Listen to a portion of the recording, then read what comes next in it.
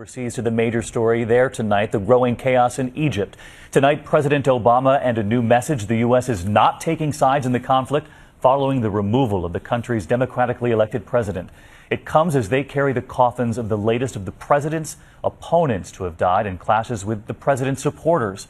ABC's Alex Marquardt once again reporting from Cairo on the crisis in Egypt. Alex. Good evening, David. Supporters of ousted President Mohamed Morsi today vented their anger as they mourned for fellow supporters gunned down by the army. This, as one of Morsi's main rivals is expected to be named prime minister, a move that could divide this country even further. Sadness and rage as thousands gathered for the funeral of 4 Mohamed Morsi supporters killed on this spot. Absolute outrage at the soldiers who they accuse of killing these men in the coffins. They're now being paraded in front of the soldiers to remind them what they've done. At least 35 Egyptians were killed yesterday in the worst violence since democratically elected Morsi was ousted by the military.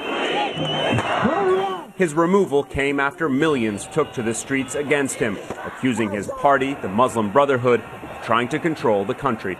Tonight, one of the Brotherhood's biggest foes, former UN nuclear chief Mohammed al-Baradei, was reported to be in the running for interim prime minister. It would be salt in the wounds of Morsi's Islamist supporters, who are now wondering what their vote means at all. Why I will share in the new system if my vote later on will not be respected. The fear is that disenchanted Islamists will radicalize and turn to violence, like fellow Egyptian Ayman al-Zawahiri, the head of al-Qaeda. "I'm not calling for this," a top Muslim Brotherhood official told us, but violence would be an obvious response.